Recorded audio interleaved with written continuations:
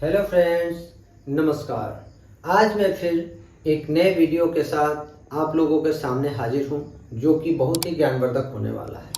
तो आइए बिना देर किए हम लोग सीधे तौर से अपने वीडियो पे चलते हैं और आपका ज्ञानवर्धन करते हैं। तो फ्रेंड्स, वर्ष 1824 जब जोसेफ फूरियर ने पहली बार एक ऐसे प्रभाव के बारे में बताया जिसे ग्रीन हाउस इफेक्ट कहा गया, यानी 1824 के पहले कोई इसके बारे में नहीं जानता। और तब 1824 में जोसेफ फूरियर ने एक ऐसे प्रभाव को बताया जिसे ग्रीन हाउस इफेक्ट कहा गया है। इसको हिंदी में हरित गृह प्रभाव भी कहा जाता है। अब हरित गृह क्या है? हरित मतलब होता है क्या? हरा, और गृह का मतलब होता है घर।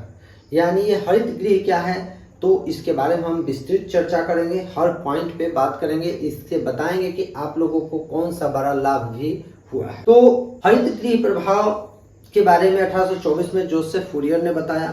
बाद में इन तर्कों को और बल मिला किसके द्वारा? तो क्लाउड पाउलेट के द्वारा। जब क्लाउड पाउलेट ने 1827 और 1838 में इस तर्क के बारे में सपोर्ट किया और बताया कि जो जोसेफ फूरियर हैं उनका जो ये ग्रीन हाउस इफेक्ट का जो सिद्धांत है वो सच है। अब आगे क्या हुआ, तो हरित गृह प्रभाव का जो सही व्याख्या था वह प्रस्तुत किया गया सन 1896 में ऑरेनियस द्वारा। ऑरेनियस ने सन 1896 में पहली बार यह बताया कि जो हरित गृह प्रभाव है वह वायुमंडल में CO2 यानी कि कार्बन डाइऑक्साइड के कारण उत्पन्न होता है। अब बात करते हैं हम लोग ग्रीन हाउस शब्द के बारे में।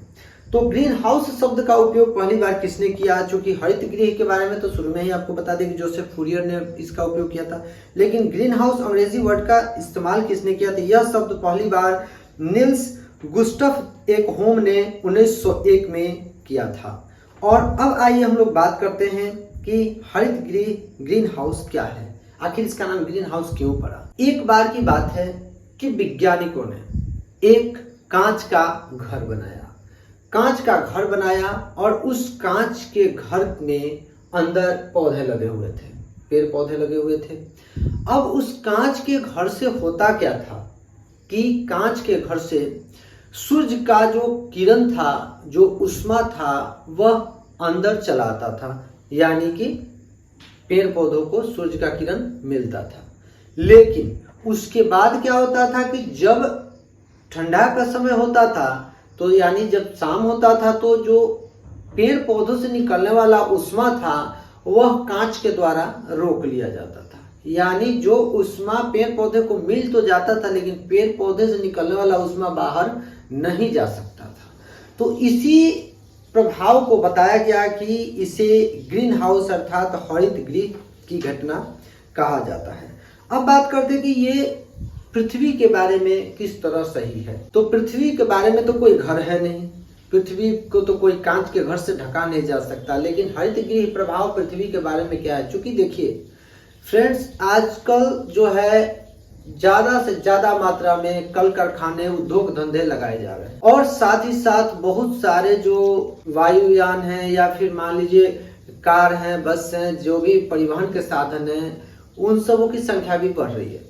इनसे निकलने वाले जो धुएं हैं उनमें भारी मात्रा में CO2 होता है, यानी कार्बन डाइऑक्साइड। अब यह कार्बन डाइऑक्साइड क्या करता है? तो कार्बन डाइऑक्साइड क्या करता है, तो कार्बन डाइऑक्साइड जो है वह वायुमंडल में जाके एक मोटा सा परत बना लेता है, वायुमंडल में एक मोटा सा परत बना लेता है। अब क्या होता है कि जब सूर्य उगते हैं तो सूर्य का जो किरण है वह सीधे तौर से पृथ्वी को प्राप्त होता है और उनकी ऊर्जा उष्मा भी प्राप्त हो जाती है। क्योंकि दिन में पृथ्वी गर्म होती है और सूर्य की ऊर्जा उसे प्राप्त होती है, लेकिन जब रात का समय आता है तो यहाँ से जो है पृथ्वी से उष्मा जो है ऊपर की तरफ निकलने लगती है, यानी पुनः वायुमंडल में जाने लगती है ठंडी होने के लिए।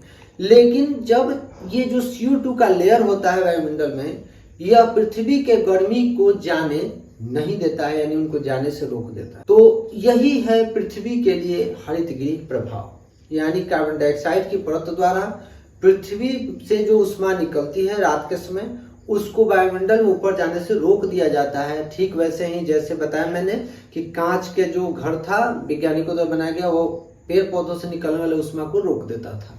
तो इसीलिए इसका नाम पड़ा हरित गृह प्रभाव। अब बात करते हैं कि इसके एक फायदे भी आपको हुए हैं। अब आप लोग को आश्चर्य होता होगा कि फायदे क्या हुए।